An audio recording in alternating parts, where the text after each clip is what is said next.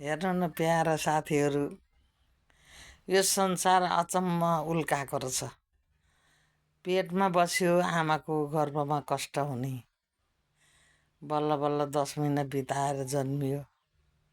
जन्मेपछि पनि हामीलाई धेरै गाह्रो भएर बाहिर निस्किने, बाहिर निस्केर नि तोते बोलीदेखि लिएर अनेकको दिशा पिसामा डुब्ने, राल सिँगानमा डुब्ने, यस्तो बचपन आउँदो रहेछ। त्यसपछि फेरि अब उमेर भयो, किशोरी उमेर भयो।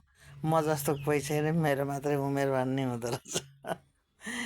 अनि अब 50 वर्षसम्म छोरो पायो, छोरी पायो, पढायो, लेखायो, बिहे गऱ्यो, दान गऱ्यो, मा बिजी हुँदो रहेछ।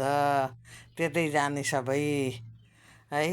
पालन पोषण कहाँबाट ल्याउँ, कसरी गरौँ, के गरौँ, कताबाट कमाउँ भन्ने एउटा चाहिँ त्यस्तो हुने रहेछ। 50बाट उँभो लागेपछि त्यो जिम्मेवारी पन्सिँदै पन्सिँदै जाँदो रहेछ हल्का फल्का होइन। त्यस्तो आफ्नो जिम्मेवारी अब फेरि तल्लो किसिम बच्चाहरूको पालो त्यसै गरी आउने रहेछ होइन। हुँदा हुँदै 60 नागिसकेपछि त बुढेसकालले सुँदो रहेछ। बुढो भयो सब रङ गयो, आँगन भयो परदेश। अब के गर्ने त, यी राम्रा दाँत पनि फुक्लिने होइन, राम्रा दाँत पनि फुक्लिने। अब यो आँखा पनि अपरेसन गरेर हेर्नुपर्ने, चस्मा लाएर, त्यसै हेर्न नपाउने। यो गाला सबै चाउरी पर्ने होइन। यो घाँटीबाट के पनि ननिलिने, खाना लगाए सर्किने एकदम।